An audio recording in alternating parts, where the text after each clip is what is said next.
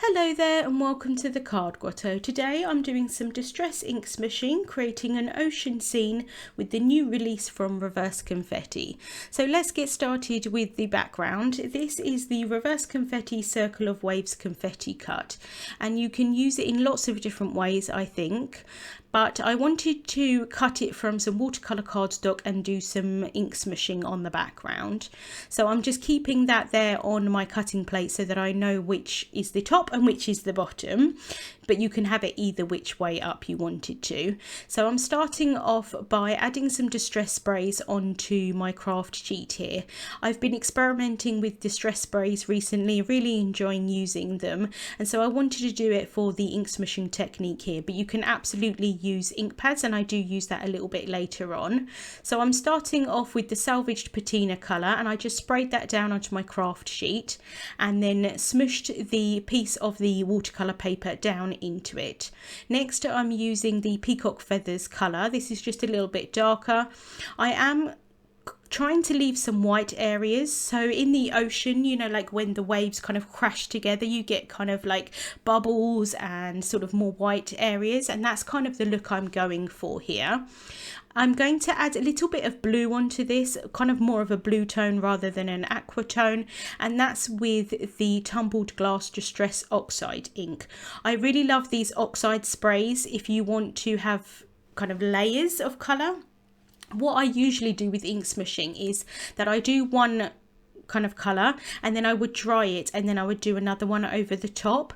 But because I didn't really want to heat these because I thought that they might warp, I wanted to keep them as flat as possible, and so I didn't actually dry the layers in between. It gave a bit more of a blended look, but actually I quite liked it, and I still had some of those white areas.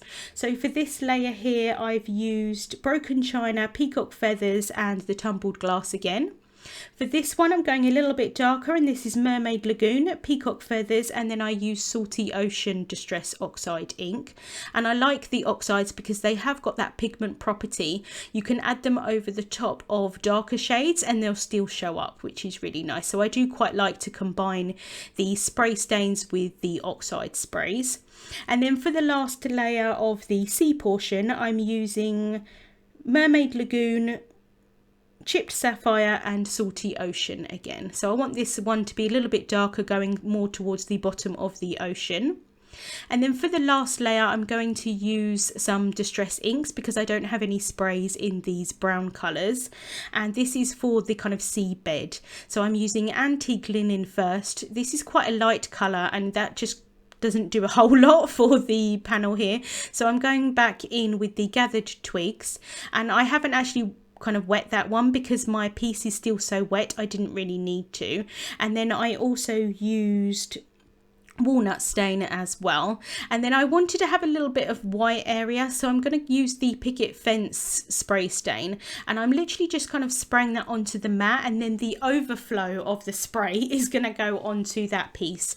And I'm not sure it made a huge amount of difference, but in my head it did, so I went with that.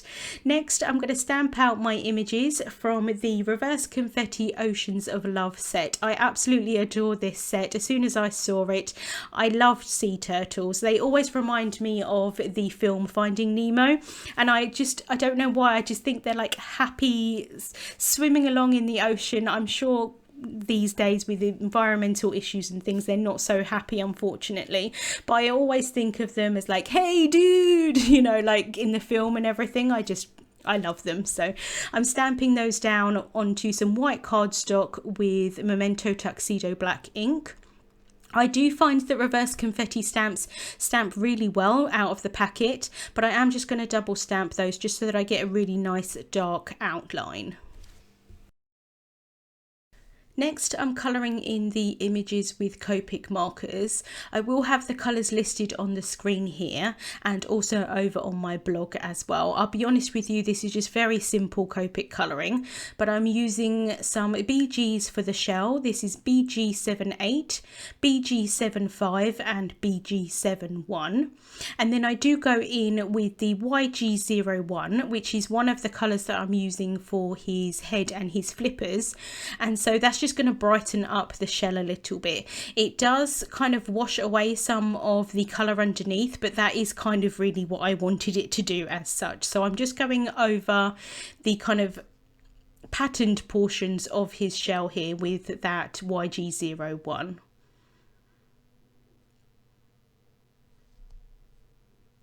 And then for his head and his flippers, I'm using some green tone. So this is G29, YG17, YG25, YG23, YG03, and that YG01 again.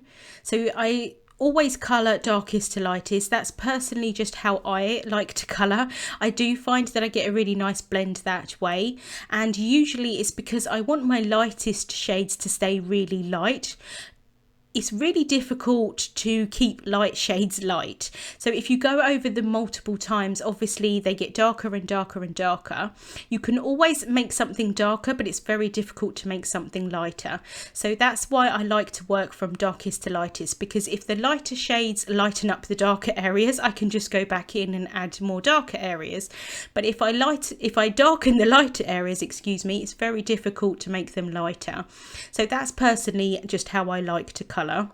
So I'm going between all of the different shades here. I do use the YG25 and the YG23 purely because my YG25 ran out halfway through, and so I just exchanged it for the YG23. I don't think there's a huge difference between them, and I use them interchangeably. At this point I'm just adding the lightest shade, the YG01 at the top, and then I feel like I gave the turtle a little bit of a beard because that G29 is so dark compared to the YG17. It was a little bit too dark, so I'm just trying to blend that out a little bit more at the bottom.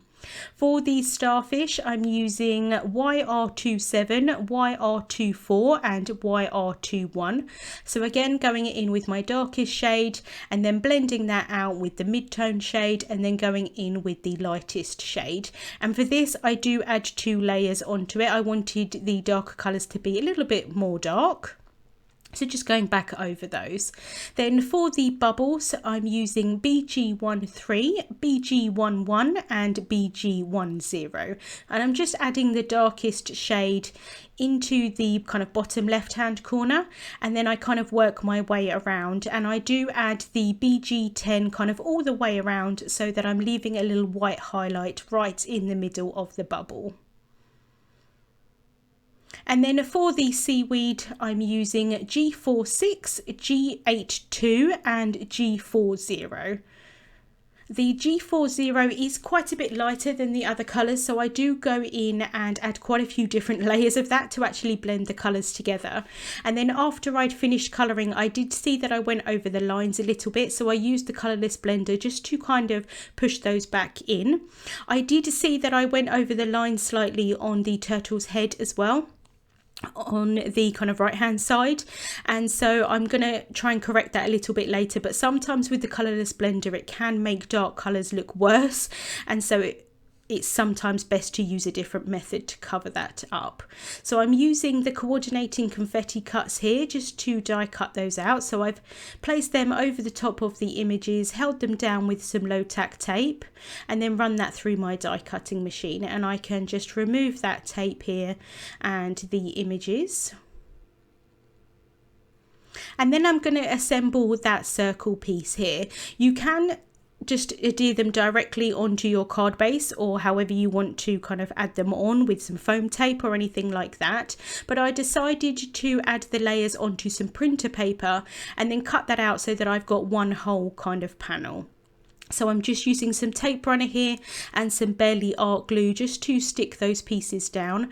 I'm just kind of running my nail over the sides of it because it's a thicker cardstock with the watercolour paper.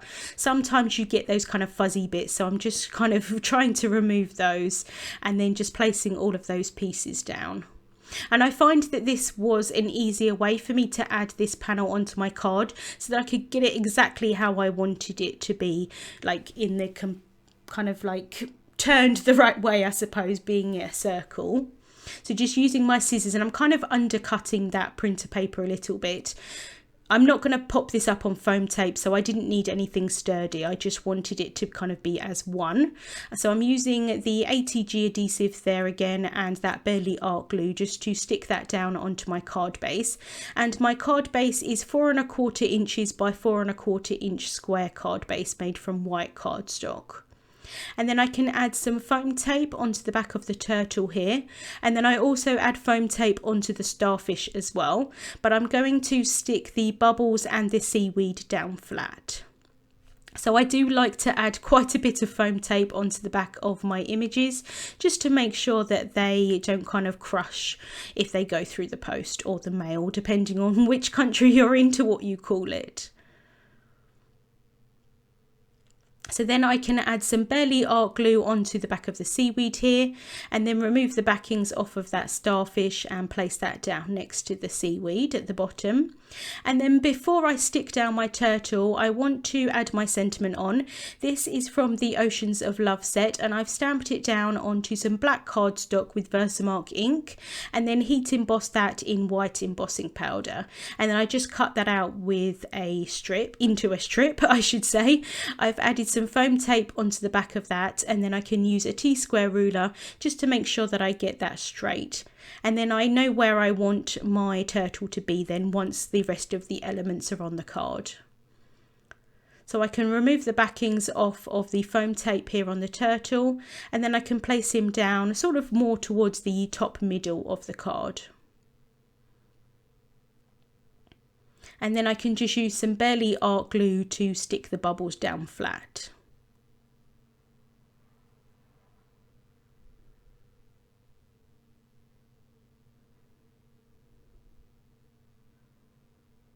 Remember when I mentioned that I went outside of the lines with the Copic colouring? I'm using a white gel pen just to go over that. The white gel pen pretty much is the same shade of white as my cardstock, so you really can't see that I added that over the top, but like I said, it's quite a good way to be able to cover up those little boo-boos. And then I'm just using that pen also just to add some highlights on the images, and then I'm using a black glaze pen just to add that onto his eyes, and then also the eyes of the little starfish there at the bottom. That's just going to give a little extra shine and make them kind of pop out a little bit more. And then I'm using some Nuvo Crystal Glaze on the bubbles, and once that's dry they're going to look kind of like watery and shiny. And that's the card finished for today. I do really like that background dye. I think you could probably use it in lots of different ways. I did the ink smooshing on it, but I think it would look really nice just with ink blending, or even just cut from different shades of cardstock. I think that would look really nice as well. Links to the products that I used on the card will be listed in the description bar on YouTube and also over on my blog. Thank you so much for watching, and I'll see you soon.